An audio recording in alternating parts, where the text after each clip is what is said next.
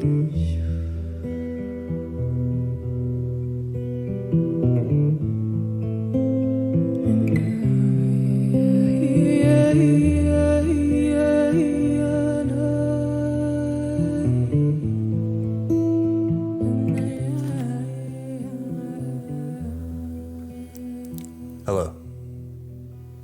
my name is DL Stiffarm.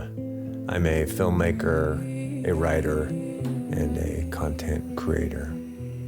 My social media handle is The White Clay, and you can find me on YouTube, TikTok, Twitch TV under that handle. And I'm also published on Amazon under DL Stiffarm. This is my second book, Core, which I'm working on the book promotion right now, but it's a follow-up to a book I wrote in 2022 called Love Truth, which focused on relationship trauma and really trauma in general. There's many people in our society who've experienced significant life events that have created trauma, either mental, emotional, or physical, and these traumatic events can destabilize us or even throw us into a downward spiral. That is done because we have discovered that we relied on an illusionary belief, an idea about ourselves, a concept that was given to us at some point, but something that wasn't the truth of ourselves. The truth of yourself is that you are an extension of creation. You are experiencing life in a powerful, present awareness. In the new book that I've released here recently, Core really addresses the obstacles that people face in life when they enter challenges. Oftentimes they're frustrated by perhaps their work environment, their family environment, their social environment, or just the general place where they perceive themselves to be. This perception is an illusion, one that creates suffering and a type of constant harassment from the mind. If you experience anxiety or a certain level of stress or discomfort, constantly having to promote yourself or manipulate the world around you to get what you want, then you are suffering from anxiety, an anxiety level that could be narcissistic, or it could just simply be something that you hide in and attempt to orchestrate your life by relieving the tension of your anxieties. So many people do it. In my lifetime, I've witnessed and experienced the majority of people, like children, identifying with things that are temporary or outside of them, and working very hard, creating a lot of effort to prove or defend themselves, and then the body starts to deteriorate, the mental capacity begins to deteriorate, and then all they can rely on is, their financial position or their social position or some type of illusionary temporary space that simply relieves anxiety. If you're experiencing this, you know what I'm speaking of, and I'm not attempting to diagnose or classify anyone or anything. You are human, experiencing a human life, but the truth of you is much more amazing. So I'm going to read out of chapter 6 in this book. Chapter 6 is really, I created in chapter 6, it's called Release.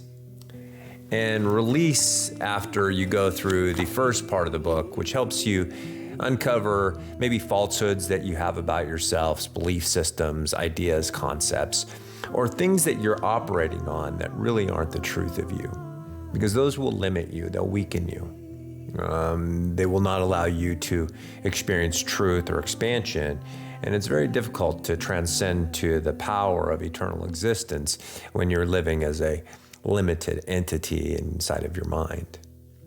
So, and oftentimes, most individuals who are experiencing consciousness, the collective consciousness that allows you to hear my voice and experiencing things like light and darkness, that collective consciousness allows you to intuitively understand the truth inside of yourself. The mind will not accept that. The mind will tell you that you've got to have meaning or purpose or some level of accomplishment or reward. And so then you'll spin your wheels around through your whole life. And then when you get to be at an older age or at a progressed age, you either are clinging to things that are temporary and not real, like your body, which is going to eventually perish, or you begin to transcend and expand yourself into eternal awareness. It removes fear. It allows you to understand that you are experiencing truth, which is the extension of creation, which is life itself. You may call that a God, you may call that forever, you may call it eternity, you may call it whatever you want. But you must understand these are words, and words don't leave this place, this planet, or wherever we're at. There's no God that speaks in words.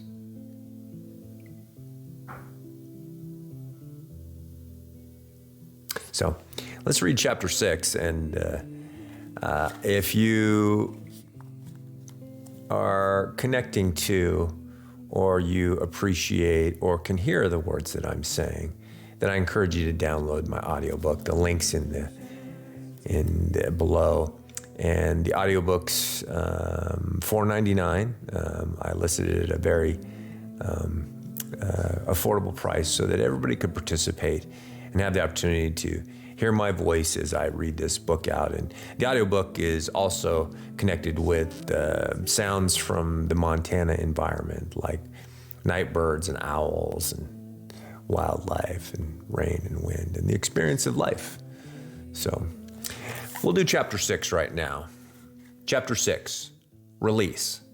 Section 1, Unmasking Fear and Desire, a guide to identifying relationships. Human relationships are intricate tapestries woven with various threads, and two of the most prominent of these threads are fear and desire. These primal emotions often underline the connections we form, both with our personal and professional lives. It is important to be honest with yourself. When residing in the truth of awareness, we can begin to identify relationships rooted in fear and desire. Shedding light on the subtle dynamics can impact our well-being and fulfillment. Understanding fear and desire relationships. Fear in relationships. Fear can manifest in various forms within relationships. It might be fear of abandonment, rejection, or conflict. This fear can lead us to act in ways that seek to avoid or mitigate these perceived threats. When we attend to anxious thoughts, we are attending to anxiety. There is no ability to predict the future. If you fear losing or remaining in a relationship, it cannot be based on truth. Desire in relationships. On the other hand, desire often pertains to our wants, needs, and cravings, which the ego recognizes as desire. These can include desire for approval, validation, material gain, or even emotional gratification.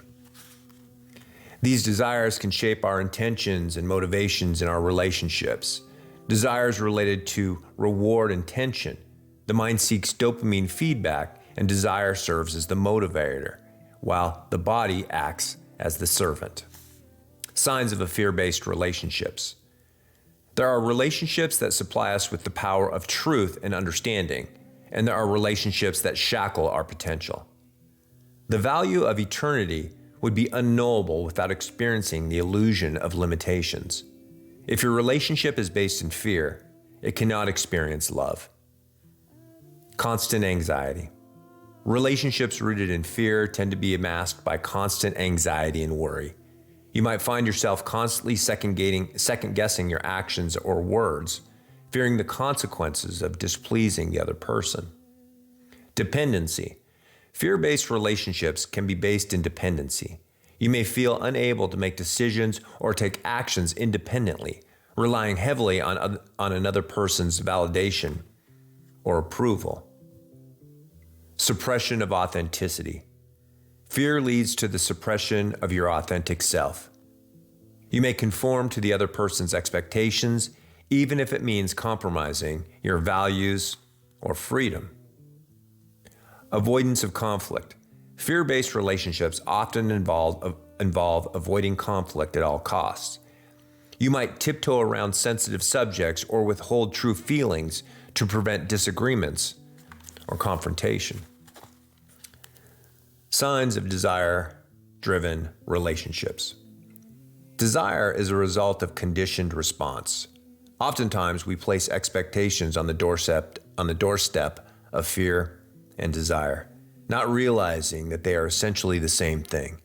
At some point, a suggestion, idea, concept, belief, or notion was communicated to you as fact or truth, when, in reality, they fall into the realm of ignorance and human pursuit. A human being conditioned to seek will often discard truth for a temporary relief from tension, anxiety, or uncertainty. The privilege of life has been extended. What more would an honest experience desire? Unfulfilled expectations. In relationships driven by desire, unmet expectations can lead to disappointment and frustration. You may feel let down when your desires are not satisfied. Relationships that are based in expectations are not rooted in truth and cannot be based in love. Competitiveness. Desire-driven relationships can foster competitiveness as individuals vie for attention, approval, or success. This can strain relationships and lead to conflict. If you are competitive by nature, it means you have been conditioned to perceive life as lacking and must compete with another to get what your ego wants. You are not competing to be born into this life. You are not competing to participate in eternity. You are a unique experience in the cosmos. What could you actually be competing for? Materialistic focus. When desire for material gain or status dominate a relationship, it leads to superficial connections lacking deeper emotional intimacy. Material possessions are a facade. They diminish your authentic value. True confidence comes from internal strength, not external. Life is temporary. Wealth or possessions don't extend or improve it. Expanding awareness leads to truth and freedom. Material gain is a result of conditioning. It's no one's fault, and some may not awaken to this truth. Conditional love. Desire-driven relationships may be marked by conditional love and validation. Your worth may feel contingent upon meeting the desires or expectations of the other person. Any relationship based in conditions lacks love. Love is the result of truth. Truly loving another means not placing limitations on their life for your own sake. Identifying healthy relationships. Only you can recognize your authentic self. Truth is confirmed through your direct experience, not from external noise or messages. You stand in the truth of your eternal existence. Truths communicated by others are rooted in conditioned perceptions and lack direct confirmation. When someone insists that you accept their truth, it's often driven by their ego's desires for validation, compliance, or a relief from their anxiety. Open communication. Healthy relationships are characterized by open and honest communication. Both parties feel safe expressing their thoughts, feelings, concerns without fear or judgment. Truth, and thus trust, is built on authenticity, not identity or personality. Mutual support. Healthy relationships involve mutual support and respect. Both individuals uplift and empower each other to pursue their passion, their goals, and their dreams. Emotional balance. Healthy relationships maintain a balance of emotional support. Love involves being there for each other in times of need, without one person excessively relying on the other for emotional fulfillment. Demands placed on another stem from fear, desire, greed, and insecurity. Authenticity. Healthy relationships foster and celebrate authenticity, allowing you to be your true self without fear of rejection or criticism. Love is rooted in discovery, and asking someone to alter their behavior to serve another's anxiety will undermine the foundation of love and erode truth. Identifying relationships rooted in fear and desire is a critical step towards personal growth and fulfillment. By recognizing the signs and dynamics associated with these emotions, you can make informed choices about which relationships to nurture and which may require reevaluation. Ultimately, the goal is to cultivate relationships grounded in mutual respect, support, and authenticity, where fear and desire are replaced by genuine connection and personal growth. The freedom to express your authentic self will serve as a foundation for confidence and contentment in your life. As you become more adept at discerning the emotional underpinnings of your relationships, observing them in present awareness will empower you to create a more enriching and fulfilling personal, social, and professional network. The next section says how personal and professional relationships can hinder. So really in chapter 6, I am expressing the importance and the value of being honest with yourself about your relationships. If you are not being honest with yourselves, then you can be used as a pawn in someone else's harmful intentions. If you're not being honest with yourself, then you are sharing love and the other person is sharing greed. If you're not being honest with yourself, people can take advantage of your life force, your eternal beauty, over and over and over and over again. The truth comes from inside of you. You experience the truth and recognize it through direct experience. If you study forever on how to swim and watch people swim, and you watch videos of swimming, and you practice it over and over, and you exercise, and you get yourself all ready, but you've never experienced swimming, it would be very difficult if you were dropped in the middle of the ocean and asked to sustain yourself, because you believed you could swim. You don't believe that you love your mother and father. You either know it or you don't. These ideas of beliefs are generated so that people can create an illusion inside of their and your mind, a temporary construct. Now you can imagine, I believe that there's planets and aliens and other things going on, and in other places there's magical beings or unicorns that are much smarter than us. And these unicorns have been part of our creation, and what these unicorns want and don't want, we should then prescribe and dictate and then modify our own behavior based on the imaginary idea of what these unicorns prescribed for us. There is no need to imagine anything. Take a breath. That's life. You can hear my voice. That means you are aware and in experiencing collective consciousness. Love, which chapter 6 talks about, and most of these chapters do. Love comes from inside of you, not outside. You experience love and happiness inside of yourself. And then you share it with others, and they experience love and happiness as well. If you live in a certain level of conditioning, which means you believe your personality and identity are very, very important, and you promote those, and you have lived and developed compensation structures and families and attention on those things, those are temporary. And I don't know how many billions of life forms have been on this planet that have created